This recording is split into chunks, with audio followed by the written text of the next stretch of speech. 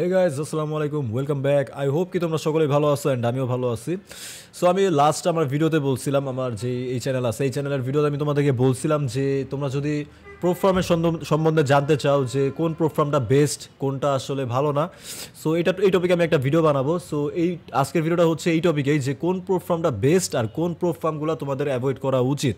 So আমি আর কি চাই যে তোমরা কোনো স্ক্যাম প্রো ফার্মের আন্ডারে গিয়ে তোমরা প্রতারণার শিকার না হও, এই জন্য আমি আজকের এই ভিডিওটা বানাইতেছি। সো বেস্ট প্রো ফার্ম কোনটা সেটা নিয়ে আমি পরে কথা বলতেছি। এখন তোমরা স্ক্যাম প্রো ফার্ম কোনটা সেটা নিয়ে আমি ফার্স্ট অফ অল বলি, ঠিক আছে? যে স্ক্যাম প্রো ফার্ম কোনটা, এখন অনেকেই হয়তো ফান্ডিং পিপসের নাম শুনছো। ফান্ডিং পিপস, সো এটা হচ্ছে একটা প্রো ফার্ম যারা তোমাদেরকে অনেক ধরনের ফ্যাসিলিটিস দিয়ে থাকবে, যে তোমার কোনো চ্যালেঞ্জ বা ভেরিফিকেশন স্টেপও লাগবে না, তোমাকে ডিরেক্ট তারা ফান্ড অ্যাকাউন্ট দিয়ে দেয়, ঠিক আছে? ফান্ডিং পিপস, সো ওরা হচ্ছে 100% স্ক্যামার। ফান্ডিং পিপস তারা অনেক পাবলিসিটি করে থাকে নিজের, বিভিন্ন ইউটিউবারকে মনে করো যে টাকা দিয়ে তারপর সেসব ইউটিউবারদের প্রমোশন নেয়, এবং এইখান থেকে মনে করো যে বিভিন্ন ইউজার্স ওইখানে যায়। সো ওগুলোর সাথে অনেক ইউটিউবার্সের কানেকশন থাকে। বাট ফান্ডিং পিপসের নিয়ে যত ভিডিওস তোমরা দেখবা, ঠিক আছে, ফান্ডিং পিপসের নিয়ে ইউটিউবে তোমরা যত ভিডিওস দেখবা, কমেন্ট বক্সটা চেক করে তাহলে তোমরা বুঝে যাবা ফান্ডিং পিপস হইতেছে একটা স্ক্যাম। এখন ফান্ডিং পিপস অনেকেই চুজ করে, কারণ হইতেছে ফান্ডিং পিপস ইনস্ট্যান্ট তোমাকে ফান্ড অ্যাকাউন্ট দিয়ে দিবে, সেখানে কোনো চ্যালেঞ্জ অথবা ভেরিফিকেশন স্টেপ পার করা লাগে না। তো যারা চাচ্ছ যে প্রো ফার্মে তোমরা ট্রেড করবা বা প্রো ফার্ম অ্যাকাউন্ট কিনবা, সো আমি তোমাদেরকে পার্সোনালি মনে করেছি, পার্সোনালি আমি এফটিএমওতে যেহেতু ফান্ডেড ট্রেডার অ্যান্ড এফটিএমও হইতেছে সব থেকে বেশি ট্রাস্টেড, এটা তোমাদের ব্যক্তিগত বিষয়। তোমরা চাইলে ফান্ডিং পিপসও তোমাদের মন চাইলে তোমরা চুজ করতে পারো, যেটা মন চাই তোমরা চুজ করতে পারো। বাট আমি আমার পার্সোনাল এক্সপিরিয়েন্স থেকে বা আমি নিজে যতটুকু ঘাটাঘাটি করে জানছি, আমি সেখান থেকে তোমাদেরকে শেয়ার করলাম যে ফান্ডিং পিপস হচ্ছে 100% বা 99% স্ক্যামার, ঠিক আছে? 100%ই বলা যায়। তুমি ফান্ডিং পিপস নিয়ে যত ভিডিওস আছে ইউটিউবে তুমি চাইলে সার্চ দিয়ে দেখতে পারো, সেগুলোর কমেন্ট বক্সগুলো চেক করো, তাহলে বুঝবা যে ফান্ডিং পিপস হচ্ছে একটা স্ক্যামার। তো ফান্ডিং পিপস কীভাবে আসলে স্ক্যামগুলো করে থাকে আমি তোমাদেরকে বুঝাই। ফান্ডিং পিপস কীভাবে আসলে স্ক্যামগুলো করে থাকে, তো মানুষ আসলে একটু লোভী হয়। মানুষ লোভী হয়ে কী করে, যে চ্যালেঞ্জ অ্যাকাউন্টে কিনে না, মানুষ ডিরেক্ট ফান্ডিং পিপস যেহেতু একটা সুবিধা দিতেছে কি, যে ফান্ডিং পিপসে তোমরা ডিরেক্ট ফান্ড অ্যাকাউন্ট কিনতে পারবা।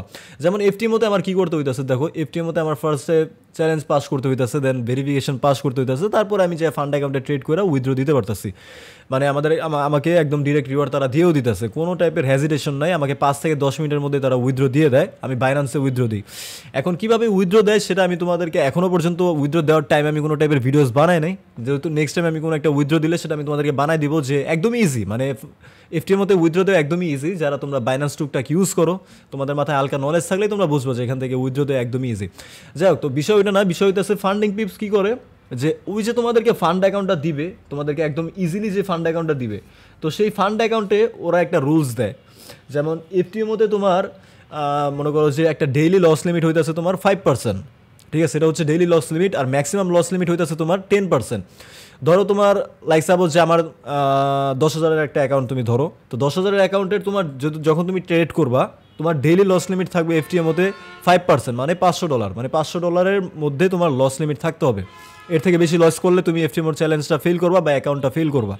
আর ম্যাক্সিমাম হইতেছে 10%, মানে 10,000-এর 10% হইতেছে কত, $1,000, ঠিক আছে? ফান্ডিং পিপসের কাহিনীটা হইতেছে কি, ফান্ডিং পিপস যখন তোমাকে একটা মনে করো ফান্ড অ্যাকাউন্ট দিবে, ডিরেক্টলি তুমি ডলার দিয়ে কিনবা ফান্ড অ্যাকাউন্ট, তো ওরা কী করবে, তোমাকে 3% মেবি, আমি একদমই শিওর না, আমি লাস্ট টাইম যতটুকু দেখছিলাম সেটাই বলতেছি, আমি তোমাদেরকে জাস্ট কাহিনীটা শোনাইতেছি। ওরা 3% একটা মনে করো যে লস লিমিট দিবে, মানে লস লিমিটটা খুবই সীমিত, ঠিক আছে? যেহেতু ডিরেক্ট ফান্ড অ্যাকাউন্ট দিতেছে, তো লস লিমিটটা সীমিত করে দেওয়াটাই স্বাভাবিক, ঠিক আছে? আমি মানলাম স্বাভাবিক। আর তুমি ট্রেড করবা, ওরা বলবে যে তোমার রিস্ক রিওয়ার্ড রেশিও ঠিক নাই, এজন্য তোমাকে ব্যান করে দিতেছে, হ্যান করে দিতেছে, ফেল করে দিতেছে।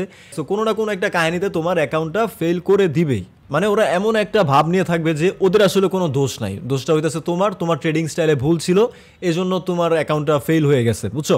সো আমরা যারা মনে করো যে আমরা এফটিএমও মধ্যে ট্রেড করতেছি, এফটিএমও জাস্ট কি দেখে, এফটিএমও দেখে যে তুমি কনসিস্টেন্টলি ট্রেড করতেছো নাকি, লস লিমিট ঠিক রাখতেছো নাকি, ম্যাক্সিমাম লস লিমিট ঠিক রাখতেছো নাকি, আর রিস্ক রিওয়ার্ড রেশিও যদি ভালো থাকে ভালো, খারাপ থাকলেও সমস্যা নাই।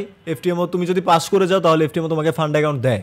এফটিএম এমন না যে দেয় না, এফটিএমও ফেল করায় দেয় না।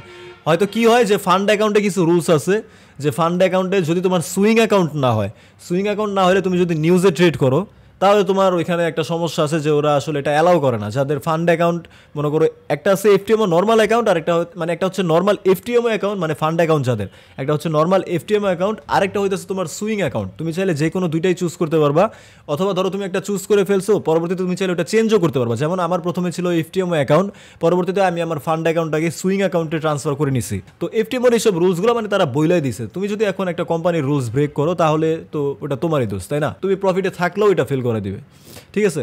ওদের কাজ হইতেছে জাস্ট মনে করো যে তুমি যে ইনস্ট্যান্ট টাকাটা দিয়ে কিনতেছো ওটাই হচ্ছে ওদের প্রফিট। অ্যান্ড ওরা কি করে, ম্যাক্সিমাম বড় বড় ইউটিউবার্স আছে, যেমন উমার পাঞ্জাবি একটা ইউটিউবার আছে, ঠিক আছে, ট্রেডার আছে।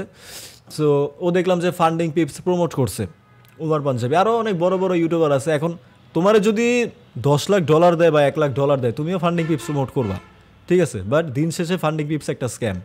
তুমি ফান্ডিং পিপস নিয়ে যত ইউটিউবে ভিডিওস আছে, লাইক সাপোজ আমি তোমাদেরকে যদি এখন একটা উদাহরণ দিই, ইউটিউবে যা আমি তোমাদেরকে লাইভ প্রুফ দিই। সো ফান্ডিং পিপস রিভিউ আমি দিলাম, ফান্ডিং পিপস, ওকে, ওর ভিডিওতে আমি ঢুকলাম। সো এখানে আমরা নিউয়েস্ট কমেন্ট থেকে শুরু করি। They removed TradingView as an option, they give excuse like account management. দেখছো, দে গিভ এক্সকিউজ লাইক মানে ওরা একটা না একটা এক্সকিউজ দিবে।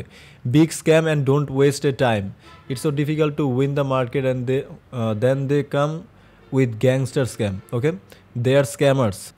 If you are in Africa don't try to buy an account with them. মানে তুমি দেখো পজিটিভ কমেন্টস কোনো আছে, কোনো পজিটিভ কমেন্টসই নাই। Do not trade with funding pips, they are not a good program. Be careful with funding pips. After passing the practitioner phase, you have to complete KYC verification. If you fail 7 to 10 attempts, your account gets automatically closed. এই যে এটা হচ্ছে আরেকটা problem যেটা আমার একদমই মনে ছিল না। সো আমার এখন এই ভাইয়ের কমেন্টটা দেখে আমার এখন মনে পড়ছে। সো ফান্ডিং পিপসের আরেকটা প্রবলেম হইতেছে যে তোমাকে ডিরেক্ট ফান্ড অ্যাকাউন্ট দিলেও ওরা উইথড্রর টাইমে তোমার একটা ভেরিফিকেশন করাবে। এফটিএমওতেও কিন্তু 2 স্টেপ ভেরিফিকেশন আছে, ঠিক আছে? বাট এফটিএমওটা আমার ইনস্ট্যান্ট হয়ে গেছিলো। বাট ফান্ডিং পিপসের কী হয় যে তুমি ফার্স্ট স্টেপ ভেরিফিকেশন কমপ্লিট করবা, তারপরে কেওয়াইসি ভেরিফিকেশন করতে যাবা, ওইখানে তোমার কেওয়াইসি ভেরিফিকেশনটা হবে না, তুমি বারবার ট্রাই করতে যাবা, তোমার অ্যাকাউন্ট অটোমেটিক্যালি ক্লোজ হয়ে যাবে, ঠিক আছে? এটাই হচ্ছে ফান্ডিং পিপসের স্ক্যাম ওয়ে, মানে এই ওয়েতে তারা স্ক্যাম করে থাকে। সো বি কেয়ারফুল, যারাই ট্রেড করতে চাইতেছো, প্রো ফার্মের আন্ডারে ট্রেড করতে চাইতেছো, তোমরা ফান্ডিং পিপসের দিকে আগায়ও না। কম টাকা দিয়ে ট্রেড যখন যেহেতু করবাই, কম টাকা দিয়ে এত খারাপ না জায়গায়, মানে একটা স্ক্যাম জায়গায় না গিয়ে আরেকটু বেশি টাকা দিয়ে তোমরা একটা ভালো প্রো ফার্মের আন্ডারে যাও। লাইক এখন যে জাস্ট কি এফটিএমওই তোমার সার্টিফাইড না, এফটিএমও সার্টিফাইড না, অনলি আরও অনেক সার্টিফাইড প্রো ফার্ম আছে বা অনেক ট্রাস্টেড প্রো ফার্ম আছে। সো এফটিএমও তো আমার মতে এফটিএমও ট্রাস্টেডের দিক থেকে নাম্বার 1-এ থাকবে, মানে ফ্যাসিলিটিসের দিক থেকেও। তারপরে আছে 5% ERS, তোমরা চাইলে ওইটাও ইউজ করতে পারো। ফান্ডেড নেক্সটও আছে। এখন কথা হইতেছে যে এফটিএমওর কী সমস্যা আছে। গত ভিডিওতে আমি তোমাদেরকে বলছিলাম যে এফটিএমওরও কিছু প্রবলেম আছে, কিছু প্রবলেম বললে ভুল হবে। সো প্রবলেমটা হইতেছে ওদের স্প্রেডটা অনেক হাই, ঠিক আছে? এখন স্প্রেড তোমরা বুঝো কি বুঝো না আমি জানি না, ওদের স্প্রেডটা একটু হাই। এখন এই স্প্রেডটা আসলে কি, যারা স্প্রেড বুঝেন না, আমি আপনাদেরকে একটা মানে সিম্পলি বুঝাই দিই। ধরেন আপনি একটা মার্কেটে আছেন ইউরো ইউএসডি, ঠিক আছে, অথবা যে কোনো একটা গোল্ড মার্কেটে আছেন, যে কোনো একটা মার্কেটে আছেন। তো এখন একটা তো বাই আস্ক, মনে করেন যে একটা বাই আস্ক দাম থাকে আর একটা সেল বিট দাম থাকে, ঠিক আছে? এখন ধরেন আপনি গোল্ডে ট্রেড করতেছেন। সো এই জিনিসটা দেখেন, এটা দেখলে আপনারা ক্লিয়ার হয়ে যাবেন আই থিঙ্ক।